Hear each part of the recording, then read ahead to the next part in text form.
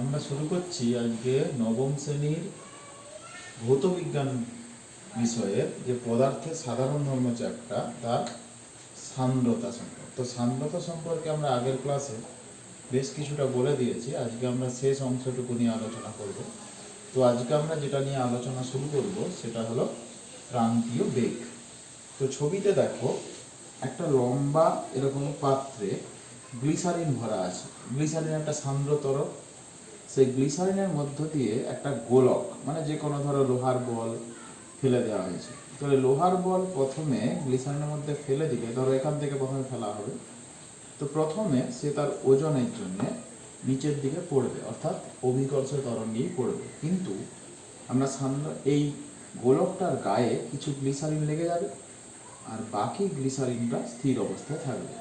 তো গোলকের গায়ে যে গ্লিসারিনটা লেগে যাবে সেই গোলকের সঙ্গেই একই গতিতে নিচে নামতে চাইবে, কিন্তু তার আশেপাশে থাকা গ্লিসারিনগুলো স্থির থাকে। তো আমরা সান্দ্র চ্যাপ্টার আগের ক্লাসে সান্দ্রতা সম্বন্ধে বলতে গিয়ে বলেছিলাম যে তরলের সান্দ্রতা এমন একটা ধর্ম যেটা হচ্ছে পাশাপাশি দুটো স্তরের মধ্যে আপেক্ষিক বেগ কমাতে চাই। তো দেখো এই গোলকটার গায়ে যে গ্লিসারিনটা লেগে থাকবে তার গতিবেগ যথেষ্ট বেশি, কিন্তু আশেপাশের যে গ্লিসারিনটা আছে তার গতিবেগ শূন্য। তাই আশেপাশের গ্লিসারিনটা চাইবে এই গোলকের গায়ে লেগে থাকা গ্লিসারিনের গতিবেগটাকে কমানো, অর্থাৎ গোলকের গতিবেগটাও কমানো। তো তার জন্য বিপরীত দিকে একটা বল কাজ করবে। এই যে এফ দিয়ে দেখানো হয়েছে, এটা হচ্ছে সান্দ্রতাজনিত বিরুদ্ধ বল। মানে সান্দ্রতার জন্য যে বলটা এই গোলকের গায়ে লেগে থাকা গ্লিসারিনের গতিটাকে বাধা দিবে সেই বলটা হচ্ছে এফ। তাহলে গোলক পড়বে নিচের দিকে কিসের জন্য? তার ওজন ডব্লুর জন্য। আর গোলক বাধা পাবে সান্দ্রতাজনিত বিরুদ্ধ বল এফ এর জন্য। যখন এই দুটো বল সমান হয়ে যাবে তাহলে আমি কি বললাম, ডব্লু হলো গোলকটার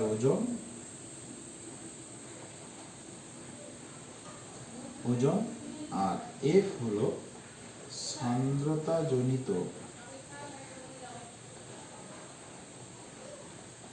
বিরুদ্ধ বল। বিরুদ্ধ বল কেন বলছি? বাধা দিচ্ছে। তাহলে যখন এই এফ আর ডব্লু সমান হয়ে যাবে তখন গোলকটা আর অভিকর্ষ ত্বরণ নিয়ে নিচে পড়বে না, অর্থাৎ তার বেগ বৃদ্ধি পাবে না। সেই গোলকটা তখন একটা স্থির বেগ নিয়ে নিচের দিকে পড়বে। কখন না, যখন এই গোলকটার ওজন আর সান্দ্রতাজনিত বল বিরুদ্ধ বল সমান হয়ে যাবে। সেই স্থির বেগটাকেই বলা হয় কি? ক্রান্তীয় বেগ। তাহলে ক্রান্তীয় বেগের সংজ্ঞা কি হবে না, সান্দ্র মাধ্যমের মধ্য দিয়ে পতনশীল কোনো বস্তু সর্বাধিক যে স্থির বেগ নিয়ে নিচের দিকে নামে তাকেই বলা হয় তার ক্রান্তীয় বেগ। উদাহরণ যেমন তোমরা জানো যে বায়ু মাধ্যমের মধ্য দিয়ে যখন বৃষ্টির ফোঁটা অর্থাৎ জলের ফোঁটা নিচের দিকে পড়ে তখন সেও এরকমই ঘটনা ঘটে। তাহলে বৃষ্টির ফোঁটা যখন বায়ুর মধ্য দিয়ে পড়ে যে বেগে পড়ে সেটা একটা স্থির বেগ, এবং সেই বেগটাকেও আমরা প্রান্তীয় বেগ বলতে পারি। সেটা হচ্ছে প্রান্তীয় বেগের উদাহরণ। তাহলে আমরা ভালো করে দেখে নিই প্রান্তীয় বেগের সংজ্ঞাটা কী হবে। তাহলে প্রান্তীয় বেগের সংজ্ঞা হলো সান্দ্র মাধ্যমের মধ্য দিয়ে পতনশীল কোনো বস্তু সর্বাধিক যে স্থির বেগ নিয়ে নিচের দিকে নামে তাকে প্রান্তীয় বেগ বলে। বোঝা গেল? এবার আমরা দেখব সময়ের সঙ্গে সঙ্গে প্রান্তীয় বেগের পরিবর্তনের লেখচিত্র। তাহলে প্রথমে আমরা দেখি যখন গোলকটাকে ফেলে দিই তখন প্রথমে কিন্তু তার বেগটা বাড়তে থাকে, কারণ অভিকর্ষ ত্বরণ নিয়ে পড়ে। তারপরে যেই মুহূর্তে তার ওজন আর সান্দ্রতাজনিত বিরুদ্ধ বল সমান হয় তখনই স্থির বেগ নিয়ে নিচে নামে, মানে প্রান্তীয় বেগ লাভ করে। তাহলে সময়ের সঙ্গে বেগের লেখচিত্র কীরকম হবে না, প্রথমে এখানটা শূন্য, মানে সময় শূন্য বেগ শূন্য। তারপরে ক্রমশ প্রথমে লেখচিত্র উপর দিকে উঠবে। উপর দিকে কেন উঠবে? মানে সময় বাড়ছে, বেগটাও দ্রুত হারে বাড়ছে। এরপরে যেই প্রান্তীয় বেগ লাভ করবে তখন লেখচিত্রটা এরকম সোজা হয়ে যাবে। তার মানে এই যে লেভেলটা, এই অংশটাই, এই বিন্দুটা, মানে এই হাইটটা ও থেকে এ পর্যন্ত, এই হাইটটাই কাকে নির্দেশ করছে? প্রান্তীয় বেগকে। তাহলে এইটা নির্দেশ করছে কাকে? প্রান্তীয় বেগ। তাহলে এবার আমরা শুরু করছি যেটা তরল প্রবাহের হার। কাকে বলা হবে তরল প্রবাহের হার? না, কোনো নলের মধ্য দিয়ে যখন তরল প্রবাহিত হয় তখন নলের যে কোনো প্রস্থচ্ছেদের মধ্য দিয়ে প্রতি সেকেন্ডে যে আয়তনে তরল প্রবাহিত হয় তাকেই বলা হয় তরল প্রবাহের হার। আবার বলছি, ভালো করে শুনে নাও। কোনো নলের যে কোনো প্রস্থচ্ছেদের মধ্য দিয়ে প্রতি সেকেন্ডে প্রবাহিত তরলের আয়তনকেই বলা হয় ওই তরল প্রবাহের হার। এবার আমরা দেখব তরল প্রবাহের হারের রাশিমালা। তাহলে সংজ্ঞাটা বোঝা গেল। এবার আমরা করব কি রাশিমালা। দেখো ছবিতে একটা নলের মধ্য দিয়ে ভি বেগে একটা রো ঘনত্বে তরল প্রবাহিত হচ্ছে। তাহলে যে তরলটা প্রবাহিত হচ্ছে তার ঘনত্ব কত? রো। তাহলে একটা নলের মধ্য দিয়ে রো ঘনত্বের তরল ভি বেগে প্রবাহিত হচ্ছে। এই নলের এই যে প্রস্থচ্ছেদের ক্ষেত্রফল, এই যে মুখটার ক্ষেত্রফল, এটা কত? এ। তাহলে আবার কি বলছি, এ প্রস্থচ্ছেদের ক্ষেত্রফল বিশিষ্ট একটা নলের মধ্য দিয়ে রো ঘনত্বের তরল ভি বেগে প্রবাহিত হচ্ছে। তাহলে তরলের বেগ যদি ভি হয়, আমরা বেগের সংজ্ঞায় জানি যে একক সময় যে দূরত্ব অতিক্রম করে তাকেই তো বস্তুর বেগ বলে। তাহলে আমরা ধরে নিই এই তরলটা একক সময়ে এই দূরত্বটা অতিক্রম করেছে, তাহলে এই দূরত্বটা কত? ভি। তাহলে একক সময়ে যে আয়তনের তরল এই চোঙটাকে অতিক্রম করবে সেই চোঙটার প্রস্থচ্ছেদের ক্ষেত্রফল হবে এ, আর দৈর্ঘ্য হবে ভি, কারণ এই দৈর্ঘ্যটাকে তরল কত সময় অতিক্রম করবে? একক সময়।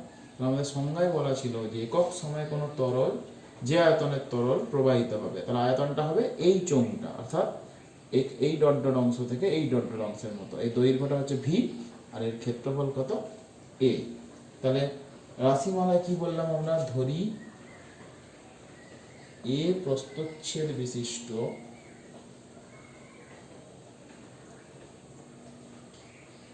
কোন চোঙের মধ্য দিয়ে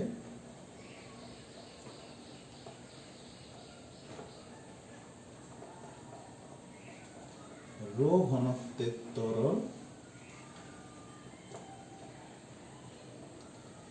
ঘনত্বের তরল ভি বেগে প্রবাহিত হচ্ছে। তাহলে আমরা বলতে পারি, তাহলে প্রতি সেকেন্ডে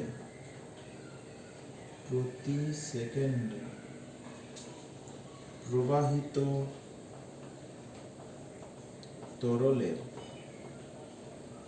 আয়তন হবে এই চোঙটার আয়তনের সমান। তাহলে এই চোঙটার কত? দৈর্ঘ্য হচ্ছে ভি আর প্রস্থচ্ছেদ কত? এ। তাহলে এ প্রস্থচ্ছেদ ও ভি দৈর্ঘ্য বিশিষ্ট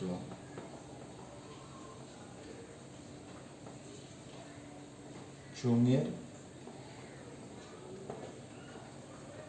আয়তন। অতএব তাহলে তরল প্রবাহের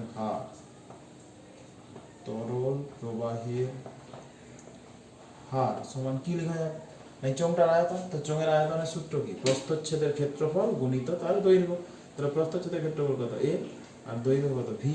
তাহলে তরল প্রবাহের হার হবে এ গুণিত ভি। তাহলে মনে থাকবে ভালো করে, কোনো চোঙের মধ্য দিয়ে তরল প্রবাহের হার বলতে গেলে বোঝাবে ওই চোঙের প্রস্থচ্ছেদের ক্ষেত্রফল আর তরল প্রবাহের বেগের গুণফল। এবার আমরা যেটা জানবো বার্নৌলির নীতি, বা একে বার্নৌলির উপপাদ্যও বলে। বিজ্ঞানী বার্নৌলির নীতি বা বার্নৌলির উপপাদ্য কি, আগে উপপাদ্যটা জেনে নিই, তারপর আমরা ব্যাখ্যা করে বুঝিয়ে বলবো। বার্নৌলির নীতিটা হচ্ছে আদর্শ প্রবাহীর ধারারেখ প্রবাহের ক্ষেত্রে ধারারেখার যে কোনো বিন্দুতে প্রবাহীর প্রতি একক আয়তনের স্থিতিশক্তি, চাপ শক্তি ও গতিশক্তির সমষ্টি ধ্রুবক। প্রতি একক আয়তনে তিনটে শক্তি, কি সেটা? স্থিতিশক্তি, গতিশক্তি এবং চাপ শক্তি, এই তিনটে সমষ্টি ধ্রুবক। আবার একবার বলে দিই, তারপর আমরা ব্যাখ্যায় যাচ্ছি।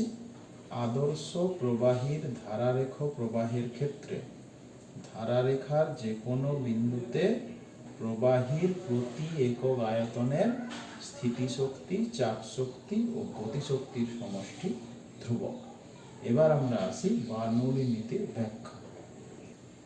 এবারে আমরা বার্নৌলির নীতির ব্যাখ্যা। তো দেখো, একটা অসম প্রস্থচ্ছেদের চোঙের মধ্য দিয়ে, অসম প্রস্থচ্ছেদ কেন বলছি, এখানে যতটা মোটা এখানে অতটা মোটা নয়, সরু, মানে সব জায়গার প্রস্থচ্ছেদের ক্ষেত্রফলটা সমান নয়।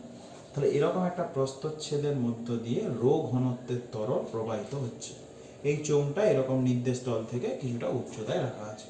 তাহলে চোঙের ভেতরে একটা বিন্দু নিলাম আমরা এ। এই এ বিন্দুটা নির্দেশ তল থেকে উচ্চতা কত, এইচ। এ বিন্দুতে তরলের বেগ কত, ভি। আর এ বিন্দুতে তরলের চাপ কত, পি। তাহলে কি বললাম, কোনো অসম প্রস্থচ্ছেদের ব্যাখ্যাটা আমরা বলি, কোনো অসম প্রস্থচ্ছেদের নলের মধ্য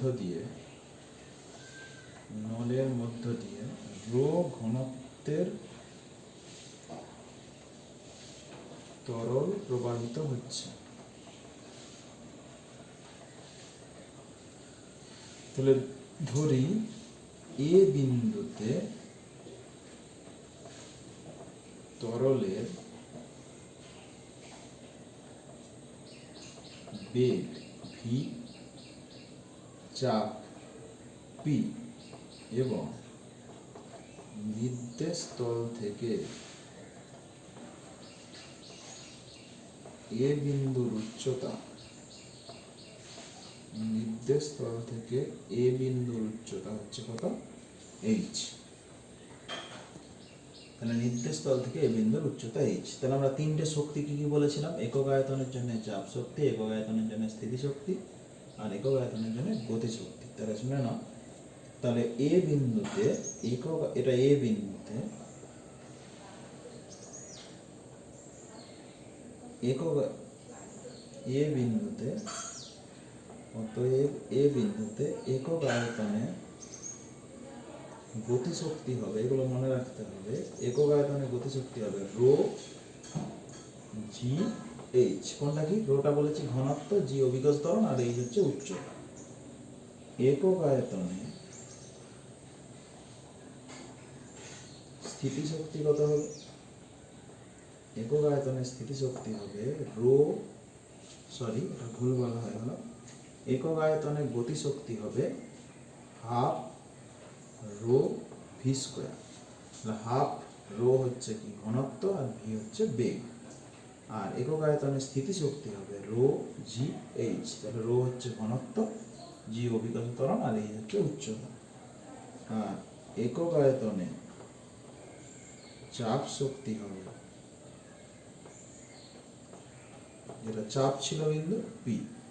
তাহলে আবার একবার বলে দিই, কি ধরলাম আমরা, যে একটা অসম প্রস্থচ্ছেদের নলের মধ্য দিয়ে রো ঘনত্বের তরল প্রবাহিত হচ্ছে। ওই নলের মধ্যে এ যে কোনো একটা বিন্দু, যেখানে তরলের বেগ হচ্ছে ভি, তরলের বিন্দু তরলের চাপ হচ্ছে পি, এবং নির্দেশ তল থেকে ওই বিন্দুর উচ্চতা হচ্ছে এইচ। তাহলে এ বিন্দুতে একক আয়তনে তরলের গতিশক্তি হবে হাফ রো ভি স্কোয়ার, একক আয়তনে স্থিতিশক্তি হবে রো জি এইচ, এবং একক আয়তনে চাপ শক্তি হবে পি। তাহলে বার্নৌলির উপপাদ্য অনুযায়ী ওই যে তিনটা শক্তি ছিল, হাফ রো ভি স্কোয়ার মানে একক আয়তনের গতিশক্তি, রো জি এইচ একক আয়তনের স্থিতিশক্তি, এবং একক আয়তনের চাপ শক্তি পি, এই তিনটে সমষ্টি হচ্ছে ধ্রুবক। এবার প্রত্যেকটাকে আমরা যদি রো জি দিয়ে ভাগ করি, তাহলে আমরা পাবো V square by two G plus H plus P by rho G সমান, ধ্রুবককে রো জি দিয়ে ভাগ করলে ধ্রুবকই থাকবে, কারণ রো একটা ধ্রুবক, জিও একটা ধ্রুবক। তাহলে কি করলাম, প্রত্যেকটা টার্মকে রো জি দিয়ে ভাগ করেছি। তাহলে এবার এইটি হচ্ছে, এইখান পর্যন্ত লিখতে হবে বার্নৌলির নীতির ব্যাখ্যা। এবার এই যে তিনটে রাশি পেয়েছি আমরা, v square by two g, h এবং পি বাই রো জি, এই তিনটে রাশির তিনটে আলাদা আলাদা নাম আছে। কীরকম না, ভি স্কোয়ার বাই টু জি রাশিটাকে বলা হয় বেগ শীর্ষ, ঠিক আছে। এইচটাকে বলা হয় উচ্চতা শীর্ষ,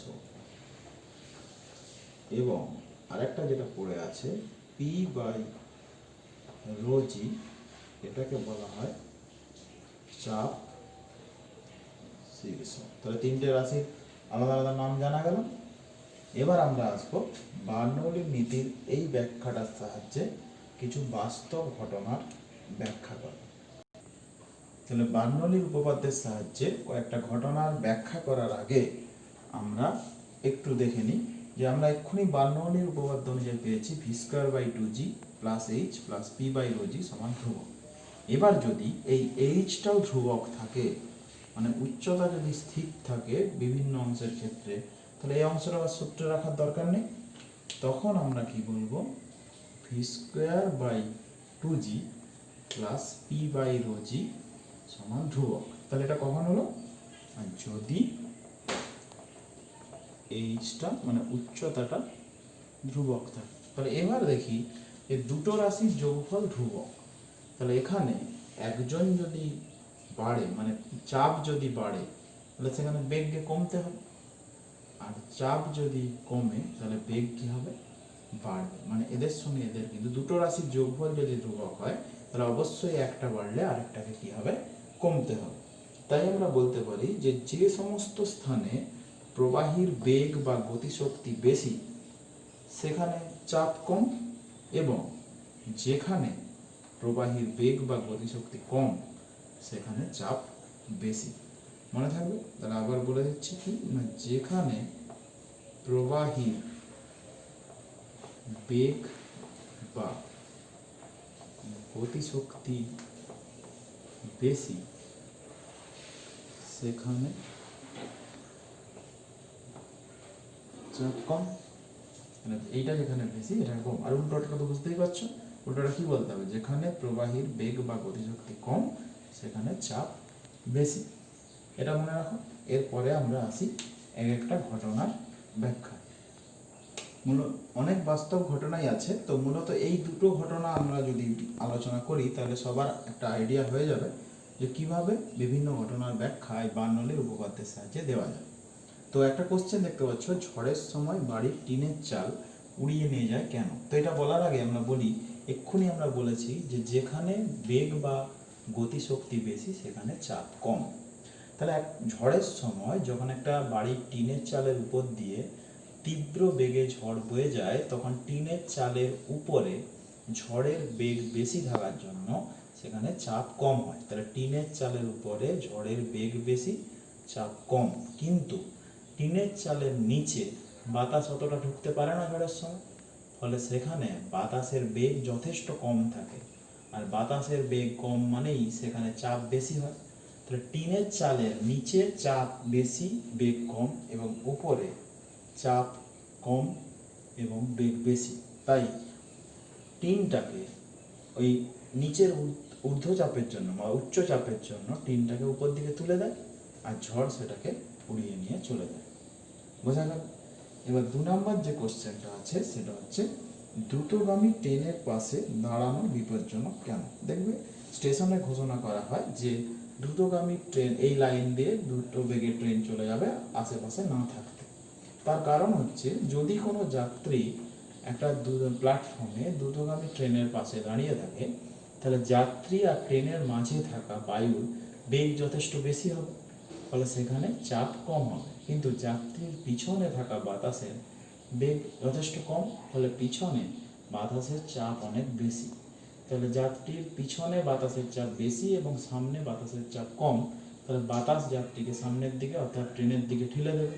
এই জন্য দ্রুতগামী ট্রেনের পাশে দাঁড়ালে অনেকে ট্রেনের দিকে ঠেলা হয়ে যায়, ফলে বিপদ ঘটার সম্ভাবনা থাকে। এরপরে আমরা সান্দ্রতা চ্যাপ্টার শেষ যে অংশটা নিয়ে আলোচনা করব সেটাকে বলবো আমরা স্প্রেয়ার বা অ্যাটোমাইজার। স্প্রেয়ার বা অ্যাটমাইজার, এটা আমরা সবাই দেখেছি, দেখবে স্প্রে করার যন্ত্র সেলুনে দেখতে পাবে, বা বিভিন্ন বডি স্প্রের বোতলে এই স্প্রেয়ার বা অ্যাটোমাইজার দেখা যায়। আমরা দেখাবো এক্ষুনি ছবিতে যে স্প্রেয়ার বা অ্যাটোমাইজার কীরকম এবং সেটা কিভাবে কাজ করে। তো তার আগে আমরা বলে দিই, এই যে দুটো ঘটনা নিয়ে আমরা আলোচনা করলাম, ঝড়ের সময় বাড়ির টিন চাল উড়িয়ে নিয়ে যায় কেন, বা দ্রুতগামী ট্রেনের পাশে দাঁড়ানো বিপজ্জনক কেন, এরকম আরও কয়েকটা ঘটনার ব্যাখ্যা তোমরা নিজেরা চেষ্টা করবে। যেমন উড়োজাহাজের আকৃতি বা উড়োজাহাজের ডানার বিশেষ আকৃতি দেওয়া হয় কেন, এবং দুটো নৌকো যদি পরস্পর সমান্তরালে যেতে চায় তারা কিন্তু সমান্তরালে যেতে পারবে না, বারবার ঠোকা লেগে যাবে, মানে ঠোকাঠুকি লেগে যাবে বারবার। সেটা কেন হয়? এরকম অনেক ঘটনার ব্যাখ্যা তোমরা চেষ্টা করবে বার্নৌলির উপপাদ্যের সাহায্যে। তো এবার আমরা যেটা নিয়ে আলোচনা করব সেটা হচ্ছে স্প্রেয়ার বা অ্যাটমাইজার। ছবিতে দেখতে পাচ্ছ তোমরা এই যে একটা স্প্রেয়ার বা অ্যাটমাইজারের ছবি। বডি স্প্রের বোতলও এরকম থাকে, মাথাটা চিপে দিলে বডি স্প্রের যে সেন্ট বা সেটা তীব্র বেগে বেরিয়ে যায়। বা সেলুনে চুল কাটতে গেলেও দেখবে চুলে যখন জলটা স্প্রে করা হয় তখন একটা জায়গায় একটু চাপ দিলেই দ্রুত বেগে জলটা বেরিয়ে আসে। তো চাপ দেওয়া মানে এই যে ছবিতে দেখতে পাচ্ছ পিস্টনের মতো কিছু একটা ঠেলা হয়। তো ঠেলা হলেই এই মুখ দিয়ে বাতাসটা দ্রুত বেগে বেরিয়ে যায়। তাই বাতাসের বেগ যদি এখানে বেশি থাকে তাহলে বাতাসের বেগ বেশি মানে চাপ কম। আর এখানে একটা নল দিয়ে ভেতরে তরল রাখা আছে, তাহলে ভেতরে বেগ কম চাপ বেশি, ফলে তরল আপনা থেকেই উচ্চ চাপ থেকে নিম্ন চাপের দিকে মানে উপর দিকে উঠে আসবে এবং বাতাসের সঙ্গে তীব্র বেগে বেরিয়ে যাবে। তাহলে আবার বলছি শোনো, যে বডি স্প্রের বোতল বা সেলুন দোকানে আমরা যে স্প্রেয়ারটা দেখতে পাই সেখানে একটা জায়গায় মাথায় প্রেস করা হয়। প্রেস করা মানে এরকম পিস্টনের মতো একটা কিছু জিনিস ঠেলা হয়, ফলে এইখান দিয়ে বাতাস তীব্র বেগে বেরিয়ে যায়। তাহলে বাতাস তীব্র বেগে ছিদ্র পথে বেরিয়ে গেলে সেখানে বাতাসের বেগ বেশি, ফলে চাপ কম, কিন্তু নলের ভেতরে বা বোতলের ভেতরে তরলের বেগ কম, চাপ বেশি থাকায় এই চাপ তরলকে নল বেয়ে উপরে তুলে দেয়। ফলে তরল নল বেয়ে উপরে উঠলে বাতাসের সঙ্গে তীব্র বেগে বেরিয়ে যায়। এই হলো স্প্রেয়ার বা অ্যাটমাইজার, যার নীতি আমরা ব্যাখ্যা করলাম কার সাহায্যে? বার্নৌলির উপপাদ্যের সাহায্যে। তাহলে এখানেই আমরা সান্দ্রতা চ্যাপ্টারটা শেষ করলাম।